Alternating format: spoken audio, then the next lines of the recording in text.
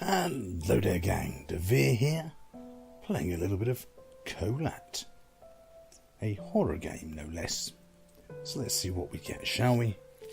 Option wise, we've got some game options, including field of view, which is always nice. I have mine set at 90. Not sure what smooth frame rate is, I'm going to turn it off anyway just in case. Never trust a machine to do it for me. Video options. We also have some more advanced settings. I might turn some of these down just for the recording because the recording software can sometimes make it a little bit funky. I don't have the most powerful system in the world. Also some audio. And finally your controls. Apparently it can be played with a gamepad, but I am using a keyboard and a mouse. Of course, key bindings, fully rebindable, very good. One quick pro tip, map. You might want to bind that to something more useful. It's on M to begin off with. Tab is much better. So with all that done, let's dive on in for a new game. And what we shall do is I shall use the magic of video editing to skip all the introduction.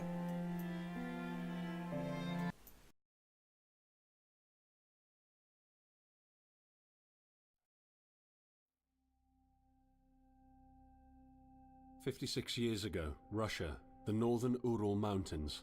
A group of 9 students of the Ural Polytechnic Institute embarked upon a difficult winter expedition to reach the Otorten Mountain.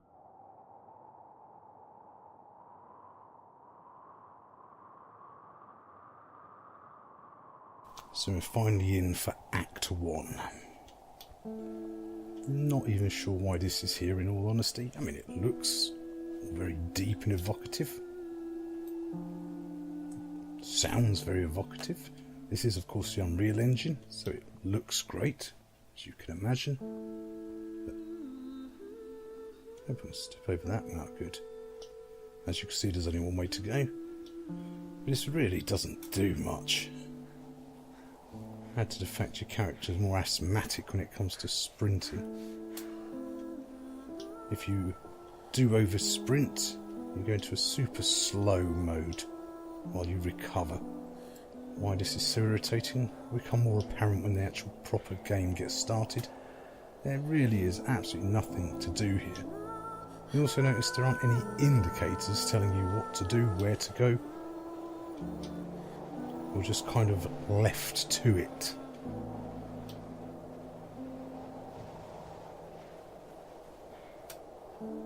With lots of little areas that look like you should be able to go there and do something with them.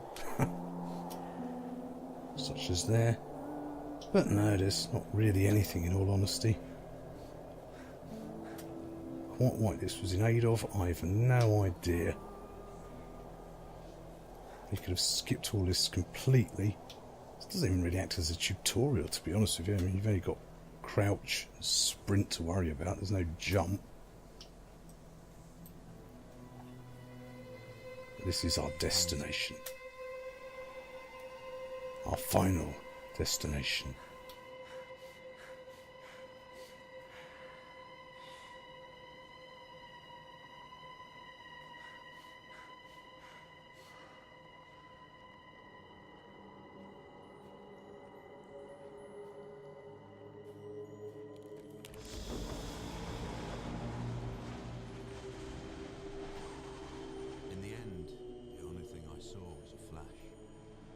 Insufferable burning light, the pain ripping apart my body. I felt it tearing out of my soul. After a while, I was nobody, nothing. The light went out and I vanished into overwhelming darkness. I welcomed the end with delight. Somewhere around here is a tent of some sort, no? Ah, there we go. So you really could have just started the game from this bit. I am right behind you.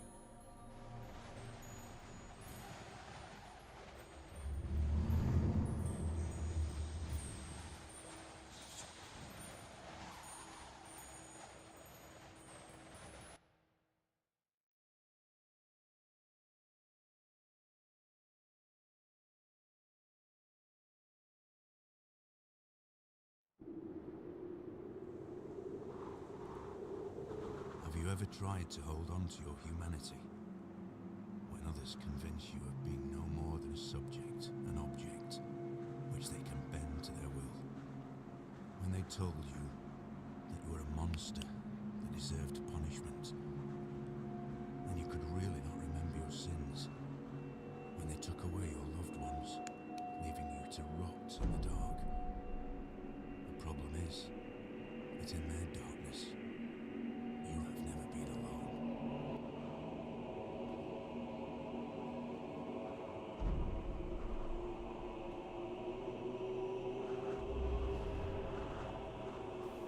All very dark and evocative. I mean, in all honesty, you could actually have just started the game there from that point. Anything we've done now is we've picked up our map and our journal. But we don't have anything in it just yet. That's basically just tells you your controls. And a flashlight. So if F1 it will just bring that back up again.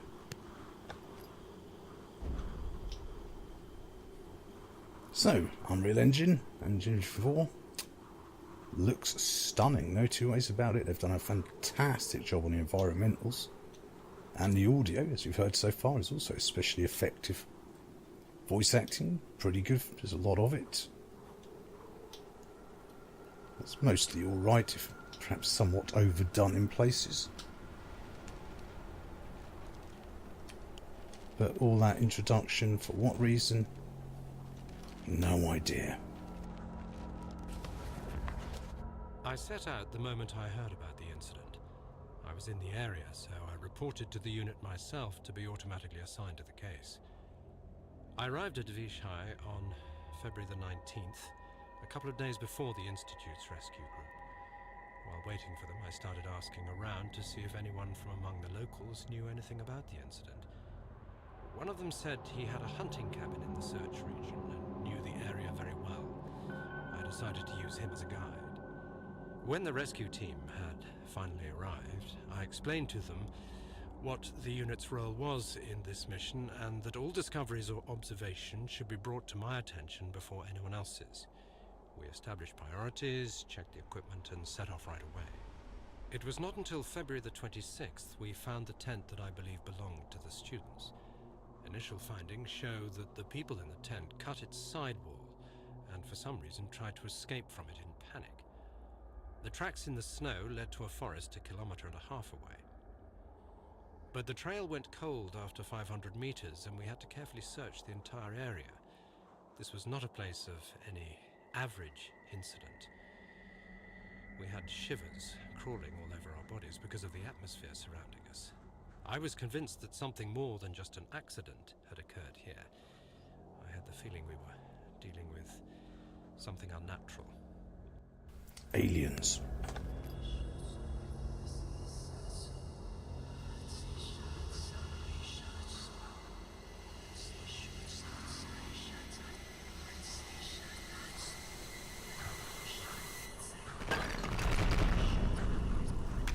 Yeah, you probably want to move. Ah, let's chase one of these ghosty types here, shall we?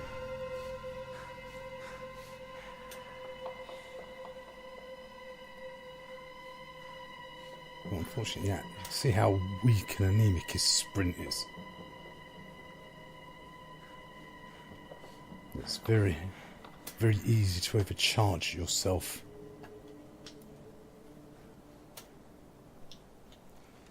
So you'll see we're here. Now there's a couple of things marked on the map. Our tent that we was at.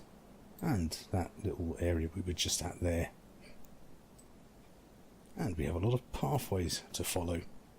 So the main point of the game is these here. These are the main points you have to find. There's also various notes throughout the game, which adds to the story. Some of it's voice acted, some of it's not. But herein is the whole of the game. It is pure walking sim, collect 'em up.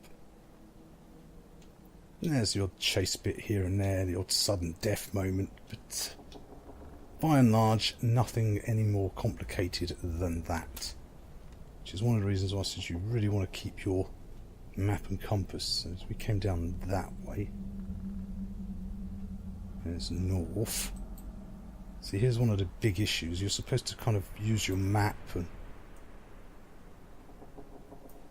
on this nice touch, if you're walking, it automatically drops it and look for landmarks. A lot of the time, especially in the more open windswept areas where nothing really ties into what it is you're actually seeing, is it can be quite frustrating, to say the least. There is absolutely no form of markers. When you do find some notes, they will get marked on the map, so at least you can figure out where you are from that. And it's also completely checkpoint based saving. So if you don't find a marker before a monster kills you, or you'll fall off the edge of a cliff or something, you have to go all the way back. Start again. So that really is the first and most biggest criticism of the game, is the plodding pace. I mean, it's got some excellent visuals. It's quite a very well detailed map. There's some good psychological horror elements going on in it, in all fairness. Even now, I'm not really sure where I'm going. I'm heading north. So where I might be, heading under a cave and heading north. Now I'll just follow the map till I find something. Something, a note. So of course this is based very loosely on the Dyatlov Pass incident. Those who are maybe aware of it, maybe creepy pasta kind of thing was done over it because of the basically nine people went out on a sort of like a skiing expedition, mountaineering, then they just sort of vanished, and then the researchers went out to find them. Rescuers, after they never got found. They come across their base camp. The tent was ripped apparently from the inside. It was cut like they tried to escape in a panic. And then the bodies were apparently found in all manner of bizarre instances. Now I actually happen to know where I am now. I'm somewhere here. If I go this way, I should see a lake. A frozen lake. A very good frozen lake, as you can see. But here's exactly an excellent example of what I mean. There is absolutely nothing here to suggest this area is heavily forested. It looks like it should be a plain of some sort. But as you can plainly see, which exactly bit in there is the path that we're supposed to be following in amongst all of this. Yeah, that must be it. Just how easy it is to lose track of where you are in this game. It's incredibly frustrating. Now talking to the these ghosts are crap at racing, aren't they? Look at that. Even this asthmatic old fool's beating them. Well, I'm assuming he's old. Don't know why, no particular reason. Projecting, perhaps. That's one of the things that will chase you in this game, is this cloud thing. Because apparently some of the bodies, when they were discovered, had this strange orange hue on them. See what I mean about the frustration? Having to constantly just little spurt, accelerate, stop, go, stop, go. Yes, the bodies had, for the last 4 bodies found, had a strange orange glow to them apparently. Or not a glow, but a kind of covering. Well, that's yes and no. A lot of what it actually come down to, the mystery, so to speak, really was just down to the fact this was in 1959. We're talking Soviet-era technology then. I was stuck in a bank. A lot of it was just the fact that the autopsies weren't done very well. The bodies themselves were found at various times. I think it was the first 5 bodies were found relatively quickly. The others were found, they'd fallen into a crevasse, which then got snowed over, so they only were found when they were thawed. So a lot of the condition of the body was simply down to that. Nothing spooky, nothing supernatural. We discovered the first bodies by the pine trees. A makeshift campfire suggested they tried to warm up. The bodies were only in underwear. I decided to thoroughly search the area between the tent and the tree line. I discovered the other bodies every few hundred meters apart. The position indicated the victims attempted to return to the tent as fast as they could. This could mean that the threat was gone and the group decided to go back to the tent, or just the opposite. Someone or something appeared from the forest and forced its victims to run. At this point, it is difficult to determine what exactly happened. I have collected small samples from all bodies for further research at the unit's laboratory. I discussed this situation with the rest of the rescue team, and afterwards they focused on the visual inspection of the tent and areas by the trees, and I entered the forest. So it's very loosely based on it. There was a lot of different theories offered up over time. Ah, now the fact that's flashing, that's the monster that chases us now and again. Well, chasing might be a strong word. Sometimes he seems relatively unconcerned. Your compass will also shake when it's nearby. And sometimes you'll be crouched out of sight and he'll just come torpedoing around out of nowhere and instantly kill you. You do find these little markings around. Oh, those footprints show you where he actually is. And they give you map locations. Oh, odd, his footprints were heading that way. They give you map locations for other notes you can find. So some notes are voice acted and are related directly to the, I assume it's supposed to be the Dyatlov party. And others are just the usual gibberish, secret scientist base, blah blah blah, super secret experiments, blah blah blah, super soldiers, aliens, ghosts. Yeah, story-wise, this is an incredibly weak source in all honesty. I should bring my map out and make life a lot easier. Ah, now that sound we can hear there. It's nice that when you walk, he automatically drops the map to let you see where he's going. Somewhere around here is a way up there. So we were just round the back of the tree. So I'm assuming we're on this path here and heading in this direction. There's a few more markers. But yeah, it's all pretty much run-of-the-mill, paint-by-numbers type story. Nothing, absolutely nothing there that's going to make you think, wow, great twist. That's for sure. And the ending itself is super, super weak. One of those, huh? What? Moments. Which, of course, is even more annoying. Apparently there's a comic you can buy as DLC. Right, now I'm up by the back of the lake now. So I'm up here somewhere, so I missed the pathway, even though I was on that path. Ah, righto, back we go.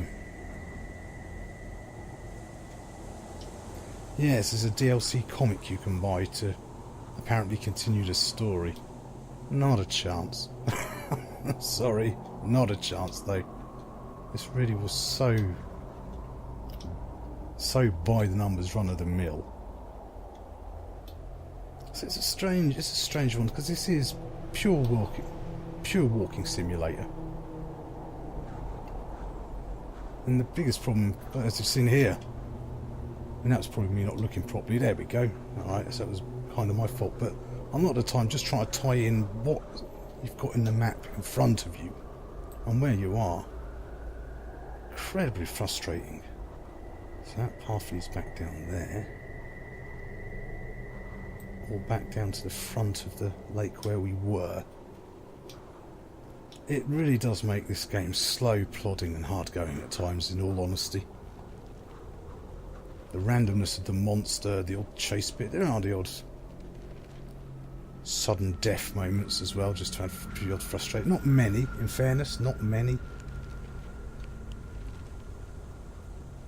But if you haven't had a save recently, because it is all purely checkpoint based on finding things. Then you have to go and do all that walk again. If you get almost near to another one and that monster pops up and wastes you. We are sitting in room number 23, although sitting might not be the right word. Yes, whatever.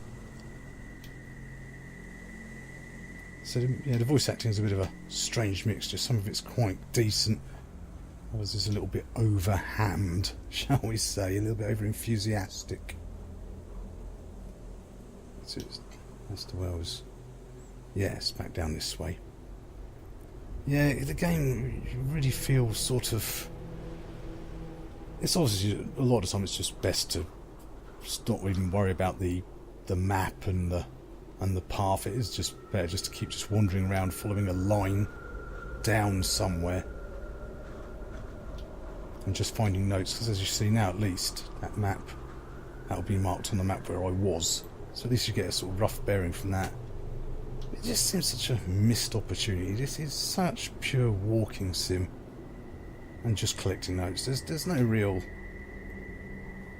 There's certainly no puzzle elements. None at all. I mean, even here, you know, with the cold environment, maybe you could have collected wood or things to try and keep yourself warm. Nah, there's nothing like the environmental dangers.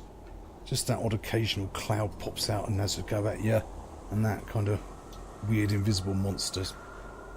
I say it's totally random. Sometimes you'll walk straight in front of him before you realise he's there, and you just keep on going. He doesn't seem particularly bothered. Next time round, you'll be crouched, hiding out the corner. Wallop, dead, and off you reload again.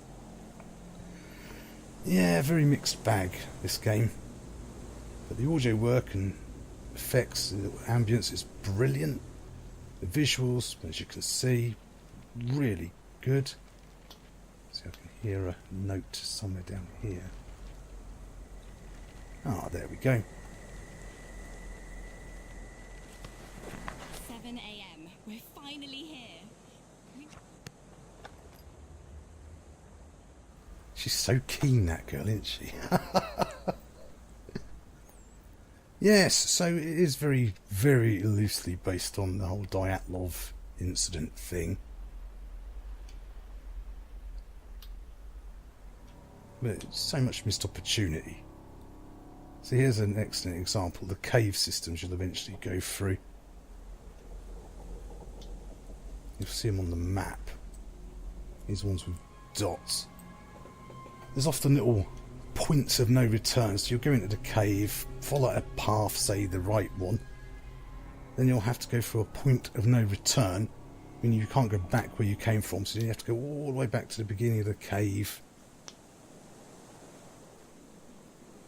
And then you have to walk all the way back to through the cave and take the left-hand path this time. It all just had so much to the stodginess. I mean, even if you could have put a few markers out, like, you know, some flagpoles or something. They give you 20 flagpoles to put down to have marked your progress, just something. But in defence of the game, it does have some really good psychological moments going on. Lots of nice little props and quite interesting locations. But you don't do anything there in them, just collect a few more notes, unfortunately. Oh, and that pointless wolf sound. You don't get attacked by wolves at any point. Why keep doing it? So yeah, it all looks really quite nice and evocative. So here we go. Mystery lights. I mean, that was one of the... Apparently people saw lights over the mountains. Yeah, there was quite a few different theories as to what happened to the party. One was that it was a Russian military testing ground, and because they'd gone off track and no one expected them there, they got killed by a military experiment. Others was maybe a start of a landslide. They panicked, but then the landslide never happened. Should have checked my map to see whereabouts as I am. I'm here. I really want to go back the other way then. And others apparently was these people, witnesses, had seen glowing lights in the area. What witnesses? Nobody knows, nobody had asked. That's just become part of the whole urban legend because there was no one there to ask. There are local tribespeople in the area. But they never... It's apparently Kholat means... Or Kholat. Kholat Siberia. Not very good with Russian. Means mountain of death. So some people thought maybe it was like a tribal burial ground for these tribes people. Yeah, there's a lot of these. The reality, as ever, is very much more mundane, and unfortunately, certainly no supernatural involved. There's certainly no aliens, ghosts, or spirits.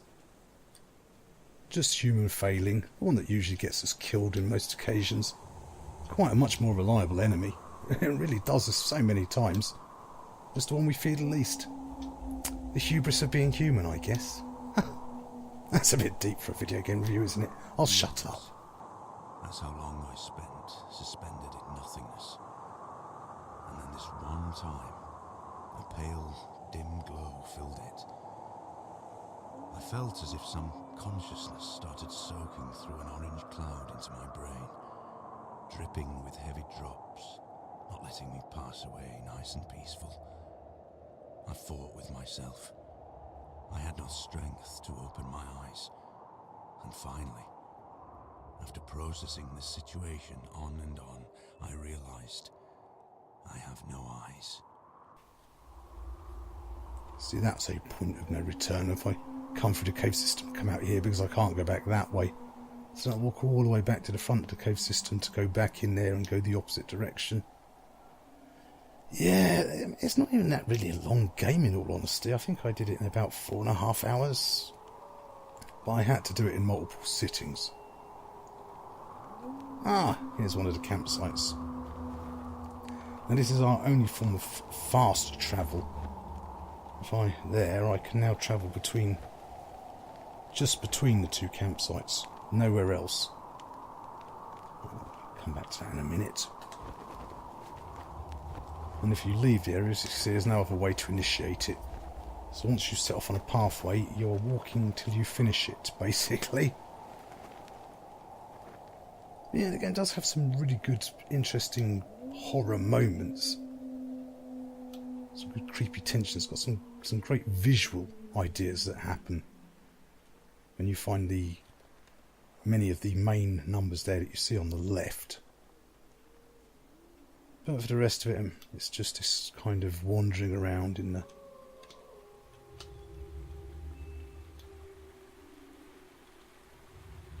this sort of area.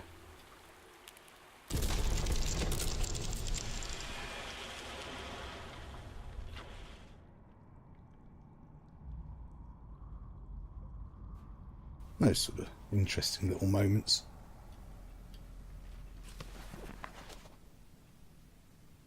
But yes, it was unlikely it was a military experiment, because there wasn't really anything for them to be testing at that moment in time. Ah, flashlight's flashing again, so mate, your boy's somewhere around here.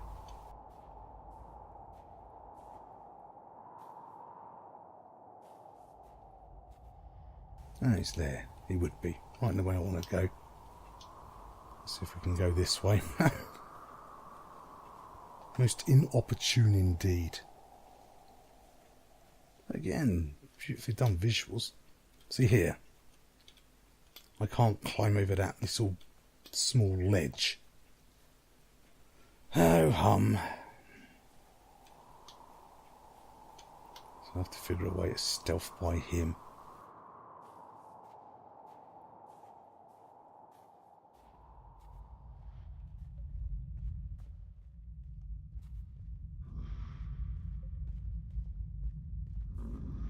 Just sounds like he's got a bad cough more than anything. Okay. No, he's found me.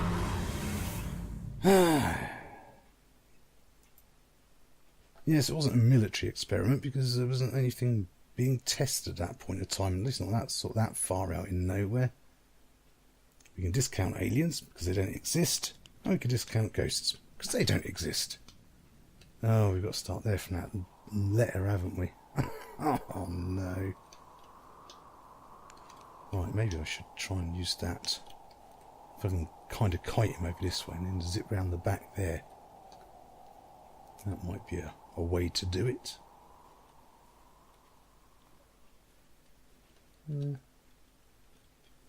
See here? Okay, well, that's fair enough. It doesn't even seem to be here this time. That's probably what I was supposed to do, is find a little sideway round. I think we'll just about conclude our dealings here anyway, gang. You've kind of seen most of what it has to offer.